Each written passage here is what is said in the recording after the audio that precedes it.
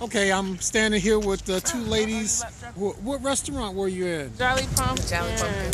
Okay, and I see a lot of police cars. Can you tell me what happened today? The president came to eat, y'all. Okay, He's hungry. He left the auto show. Yeah.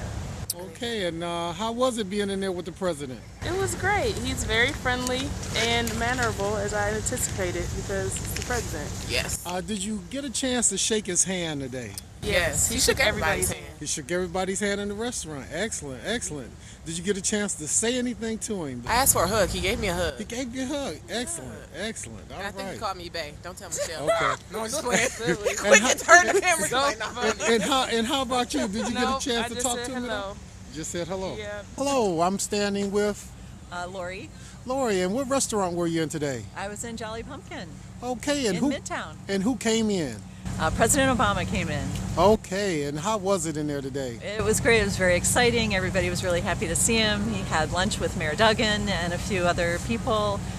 He greeted all the staff and seemed to be enjoying his burger. So he had a good time. Excellent. Did you get a chance to shake the president's hand? I did, yes. He went around and met everybody that was in the restaurant and said hello and shook our hands. Excellent. Great guy. Thank you very much. Sure, thank you. Bye-bye. Bye-bye. Okay.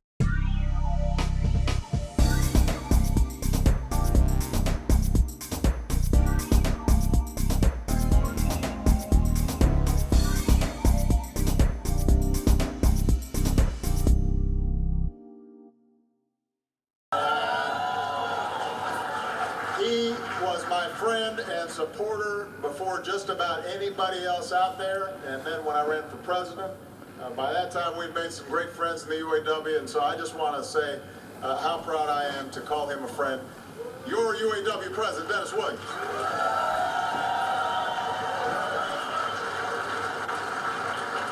And give it up for Cindy for that outstanding introduction. Are you proud of your mom? I'm very proud of her. Oh, look at it. Well, you're like out of a TV show.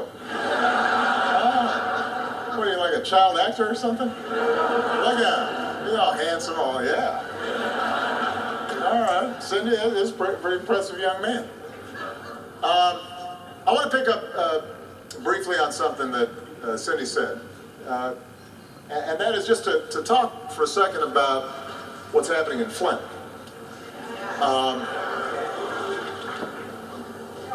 You know, I am very proud of what I've done as president. But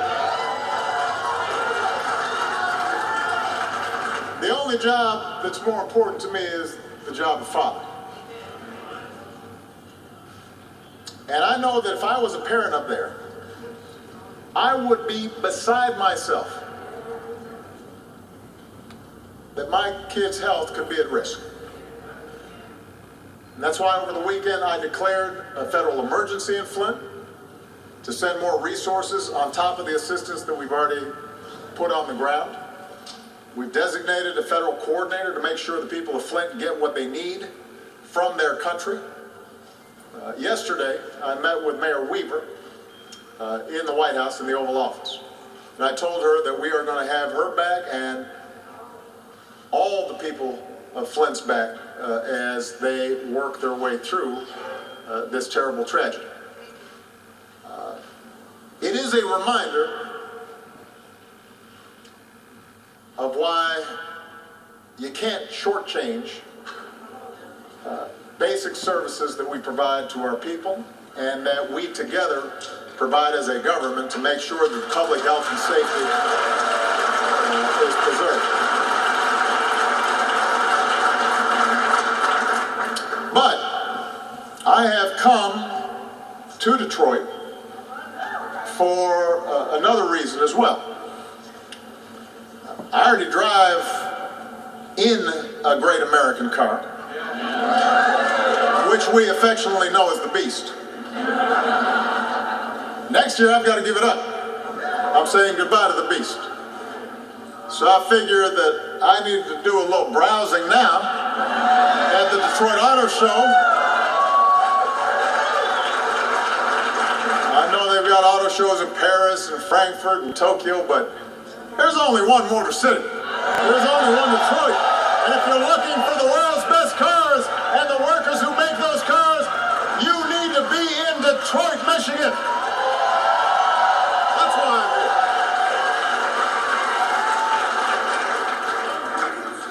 here. It says GT6, CT6. All right. Well, I'm looking at all of them now.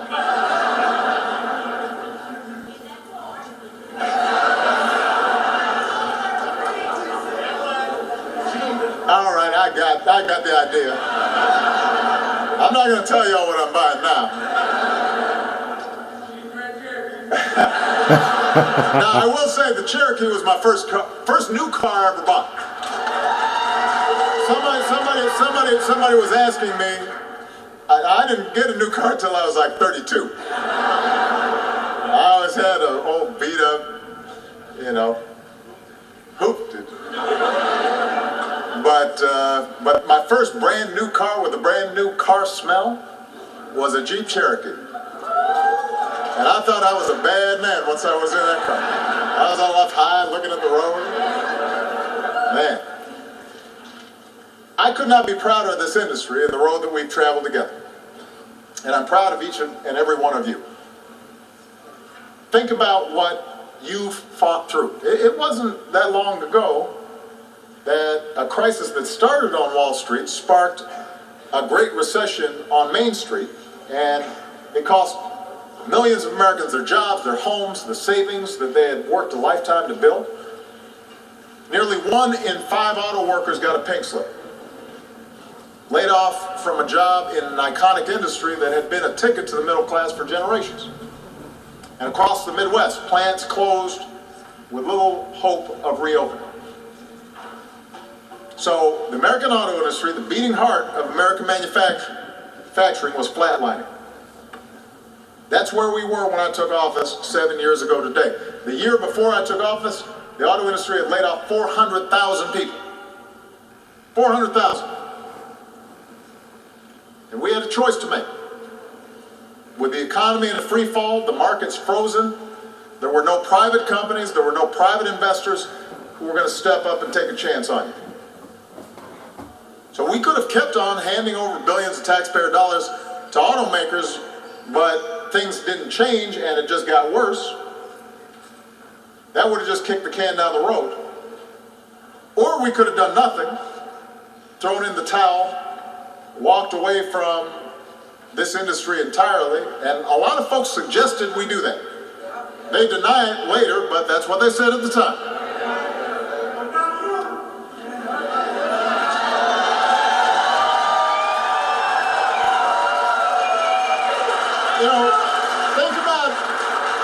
Think about what that would have meant for America. GM and Chrysler would not exist today. Suppliers and distributors that get their business from those companies would have died off. And when that happened, Ford could have gone down too. Because those supplier chains are vital to all three industries, or all three companies. Production stopped, factories shuttered, proud companies chopped up, sold off for scraps, and all of you, the men and women who build these companies with your hands, would have been hung out to dry. More than 1 million Americans would have lost their jobs at the worst possible time. Not just auto workers, but the people and communities that depend on you, the teachers who teach your kids, the small business owners who know your name. Their livelihoods were at stake as well. And so we decided we're not going to let that happen. And we came up with another option. In exchange for help, we demanded responsibility. We said that the auto industry would have to truly change, not just pretend like it was changing. The industry retooled, it restructured. Management and labor got together to settle your differences. Everybody put some skin in the game. Everybody sacrificed for the sake and survival of this industry. And it wasn't popular. It wasn't even popular in Detroit. It wasn't even popular in Michigan. But I said at the time, I didn't run for president to be popular. I ran for president to do what needed to be done. And I placed my bet on you. And after visiting auto plants across the Midwest and seeing what you have done firsthand, let me tell you, I'd make that same bet any day of the week, because today factories are humming, business is booming, the American auto industry is all the way back. All the way back.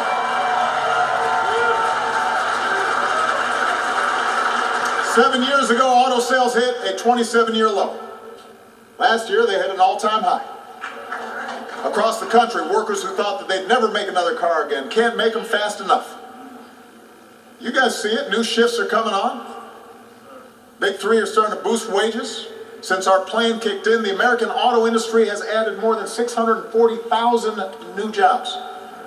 And because everybody came together and everybody worked together, not only are you producing more cars, but they're some of the most high-tech, most fuel-efficient, best-looking cars in the world. They're designed and engineered and forged and built right here in the United States of America.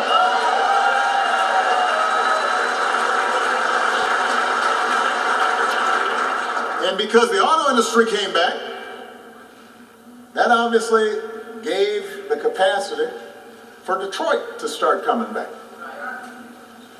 So you've now cut the city's unemployment rate by more than half. Folks aren't writing off Detroit anymore. Starting 5 years ago, I sent some of my top people across the federal government to help City Hall and ordinary citizens to spark that comeback here in Motor City. So today you've got buses that are running again, streets that are well lit again, new homes and businesses getting off the ground again. There's still plenty of work to do, but you can feel the difference. You can feel something special happening in Detroit. You know, I stopped by a restaurant to have lunch with the mayor and a good friend of mine, Tom, who's started Shinola here, and one of your outstanding auto workers, and an emergency room doctor. What was that restaurant's name? The Jolly Pumpkin. That was tasty stuff. And then I went over to Shinola. Now I already had this Shinola watch. That's a good looking watch. Made right here. And for you who don't know the story of Shinola and how it started a factory here in Detroit and hiring folks who had never been involved in manufacturing before, and now it's got over 500 employees, and it's shipping these spiffy-looking watches and bicycles and belts and wallets and purses. And there's some good-looking stuff. And the people who work there, we were talking about how there was a woman who was homeless, got a job there as a janitor, is now the supervisor of one of the assembly processes over there to make the watches. Completely turned her life around. Well, that's the story of Detroit when you give people a chance. When you have confidence in what we can do together. And so what's true of Detroit is true of the country. And that's part of the reason I came here. I'm shopping for a car, but right now, I want people to remember how far we've come. And I'm not running for office again. The reason I want to remind people is not because I'm on the ticket, it's because I want America to have confidence in where we can go. I talked about this at the State of the Union address. 7 years ago, we put in place new plans to help hardworking families get back on their feet. We put folks back to work rebuilding roads and bridges. We passed big new middle-class tax cuts. We asked the wealthiest Americans who were doing fine even through the recession to pay a little bit more. We pay their fair share. We rethought our healthcare system. We reinvented our energy sector. We put in place the toughest Wall Street reforms in history. And today, businesses like this one have added more than 14 million new jobs. This has been the longest streak of job creation in our history. In our history. The United States of America right now has the strongest, most durable economy in the world. We're doing so much better than other folks are doing. The American economy right now is 10% bigger than it was at its peak before the financial crisis. In Europe, it hasn't gotten back to where it was back in 2007, 2008. We've added more jobs than almost all the other advanced countries combined during this period. So when you hear people, I won't say who, but when you hear people claiming that America's in decline, they don't know what they're talking about. They're peddling fiction during a political season. And it's strange to watch people try to outdo each other in saying how bad things are. When one says our economy is terrible, the next says it's terrible and on fire and covered in bees, and they'll just come up with stuff. They're racing to see who can talk down America the most. But remember, and this is why I want everybody to remember, these are the same folks who would have let this industry go under.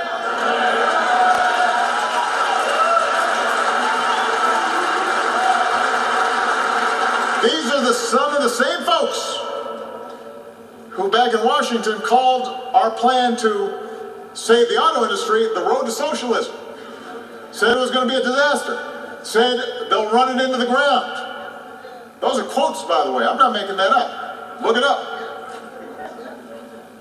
And so when I hear today some of these folks running for president who can't bring themselves to admit what you guys have accomplished, I don't want you to take that seriously. Because when you ignore the progress we've made, then you're not going to make good choices about where we need to go in the future. If they're still trying to spin a tale that the auto rescue was a bad idea, the same folks who predicted that you'd fail, they had other predictions about policies too. They predicted gas prices would hit $6.50 a gallon. I don't know what y'all paying right now, but it ain't no $6.50. In most places, it's $2 or less. On the way here, we saw gas for less than $2. But that's what they said. It's going to be $6.50. Then they predicted all the deficits are going to go way, way up. We cut our deficits by almost 3/4. They've been below average for the past 40 years. They said we'll get unemployment to 6% by 2016. Well, we got it down to 5 about a year ahead of schedule, their schedule. This is the crowd that was dead set against betting on you and your hard work and your professionalism and your skills. They've somehow still convinced themselves that cutting taxes for folks at the very top is going to help you succeed. I think there's a better plan. By the way, they said when we raised taxes on the folks at the very top who had been doing great, they said, oh, well, that's going to kill jobs. And guess what? 70 months straight of job creation now.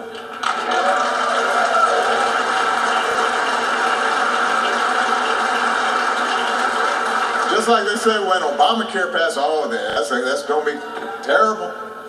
18 million people with health insurance who didn't have it before.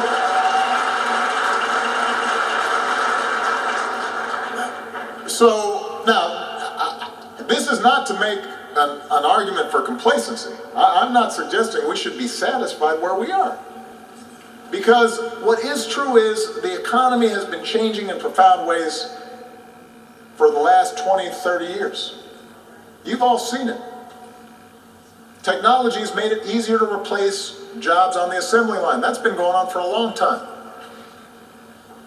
Any job where work can be automated is in danger of being replaced. The attacks on unions have been going on for a long time. And when union participation is down, workers have less leverage to get a raise.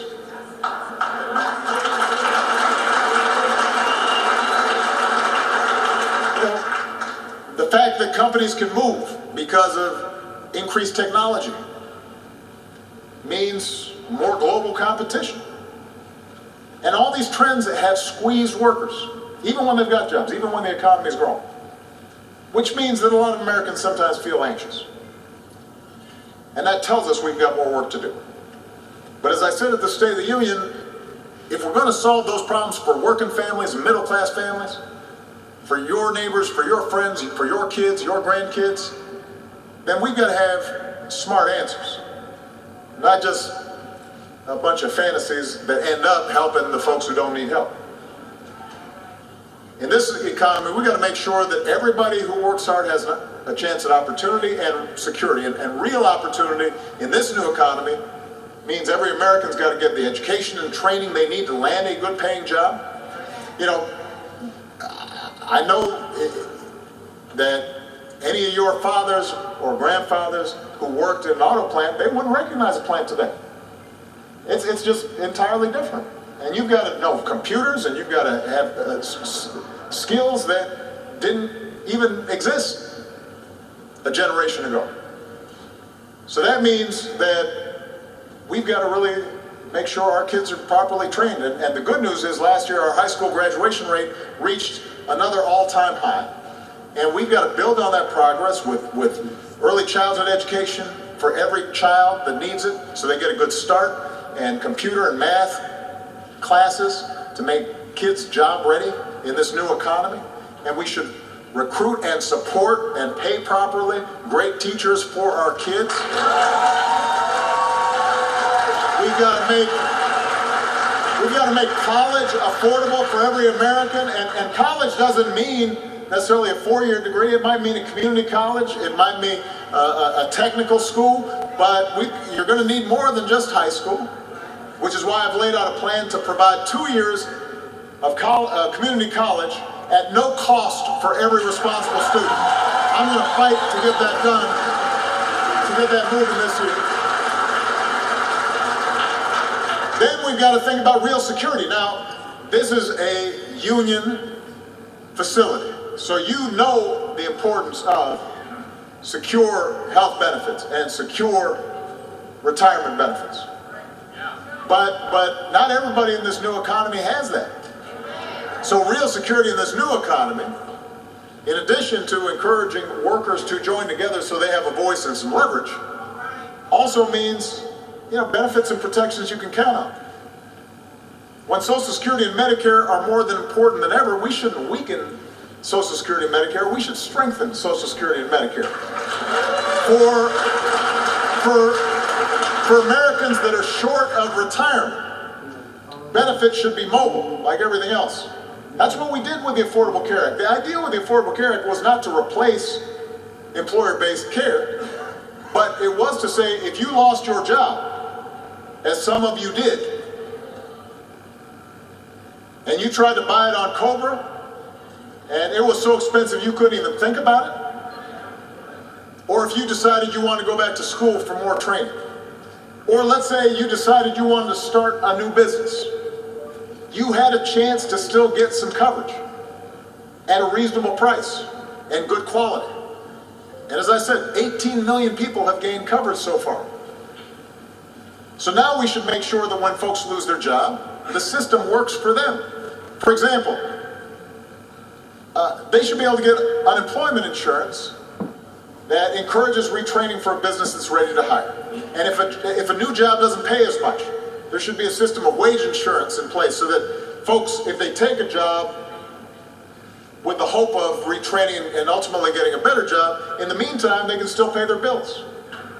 And if you take a part-time job or a temporary job before you find that full-time job, you'd have some insurance, some cushion. And when folks are going from job to job, they should still be able to save for retirement and take their savings with them. See, all that would make this new economy work better for everybody. Even as we work to secure real opportunity and security for working families, we've also got to make sure that the system's not rigged against working families.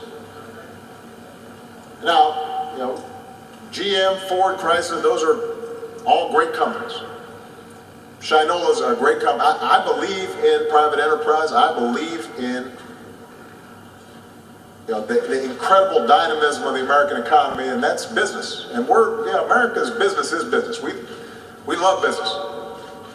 But after years of corporate profits, we also have to make sure that business is sharing what it makes with the workers who make it. And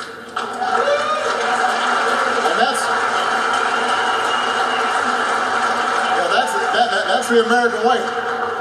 I mean, Henry Ford used to talk about, I got to pay my workers enough so they can buy my cars. That's good for business. And so, working families are not going to get more opportunity or bigger paychecks by letting big banks or big oil or hedge funds write their own rules and do whatever they want. You're not helping middle-class families by allowing a tax on collective bargaining to go unanswered. And I'm not going to back down on my belief that we've got to have strong rules to protect the air that our kids breathe and the water that they drink. It is more important than ever. And by the way, I should just point out that the auto industry here in the United States has figured out that we can make more fuel-efficient cars that reduce the carbon pollution that's causing climate change and make a profit and put more people to work. There's no contradiction between creating jobs and economic growth and caring for the environment. And in this new economy, workers and parents and startups and small businesses, they need more of a voice, not less. So this year I'm going to lift up some of the businesses who figured this out. What it means to do right by your workers and the fact that that's good for your bottom line. A lot of our best corporate citizens are also our most creative and our most innovative. And in this new economy is that spirit of creativity and innovation that we need more than ever. You got to be thinking about the future, not just the past. And that's what you're doing here in Detroit. You're not just making cars that people want today, you're thinking about cars that people are going to want tomorrow. When I was over at the auto show, I saw plug-in hybrids and electrics and fuel-efficient cars that can protect our planet, save people money at the pump. You're working on self-driving cars that one day could prevent accidents and save lives. This year, my administration is going to take steps to get more of those cars on the road. Right here at GM and UAW, we're teaming up to train American workers for the good-paying jobs of the future. That's the kind of spirit that's going to lead us forward. It says we're all in it together. We've all got a stake in each other's success. It doesn't always get a lot of attention, but all across this country, if you just look for it, all kinds of good things are happening. And all the division and yelling and rudeness and controversy that gets spun up and manufactured, that's not who we are. That's not how we live on a day-to-day basis. You know, at your workplace, everybody's on the same team trying to get the job done. You might have a disagreement, you try to figure it out. You don't start shouting. You don't start saying, well, I like those kind of people, but not those kind of folk.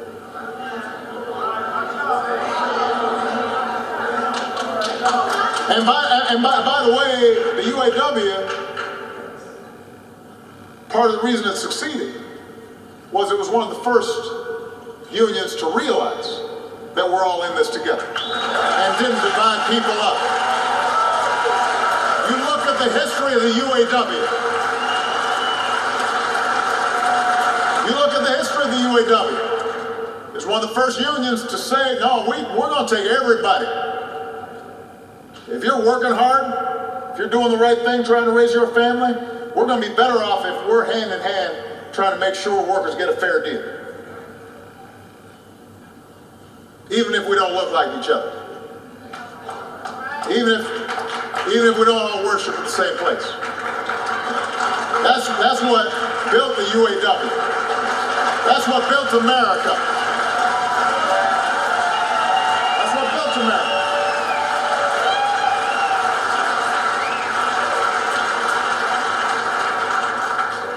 But I see it all across the country.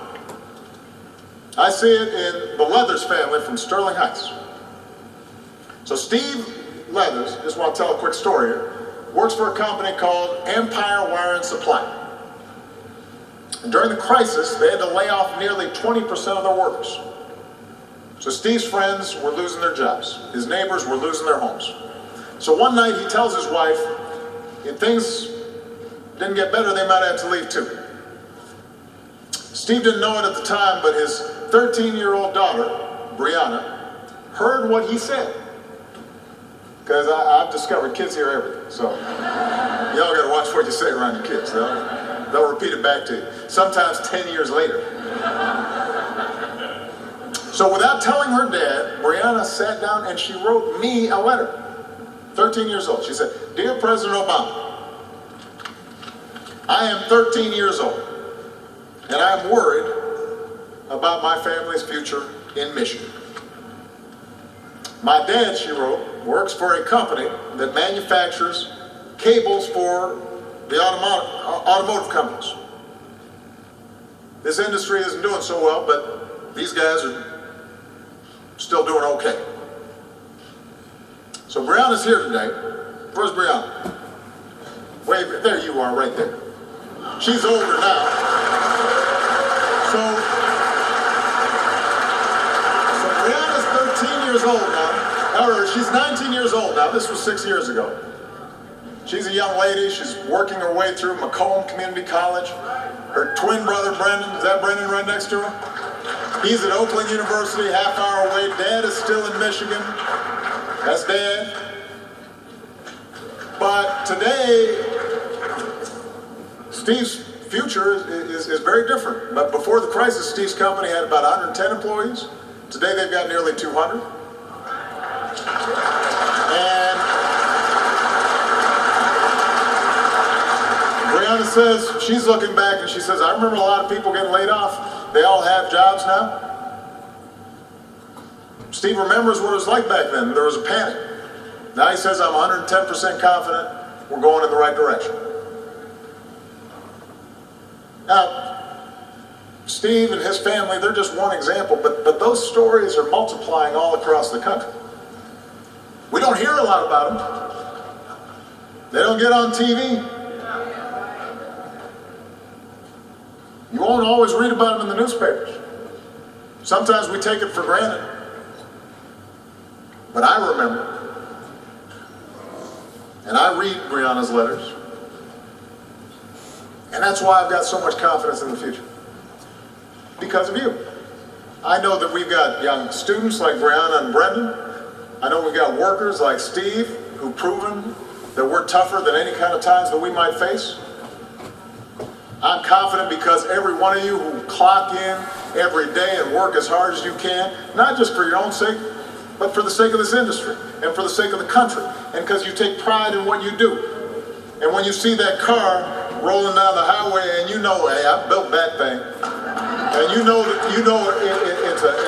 it's a great product, and it gives you a sense of being part of something bigger. That makes me confident about the future. I'm hopeful about our future because every single American that I've met who never stopped believing that the people who love this country can change it for the better. You are what makes America great. And I want you to know that I have faith in you. And when I leave this office, I'll still have faith in you. And every day that I have the privilege of holding this office, I'm going to have faith in you. And we're going to work side by side to make sure more folks got jobs and more folks got better wages and benefits, and more people have the ability to join a union when they want to, and more people are able to start businesses, and more people have health benefits, and more companies are thriving, and this country is going to keep on moving forward, and I know it's going to happen because of you. Thank you, Detroit. God bless you. God bless the United States of America.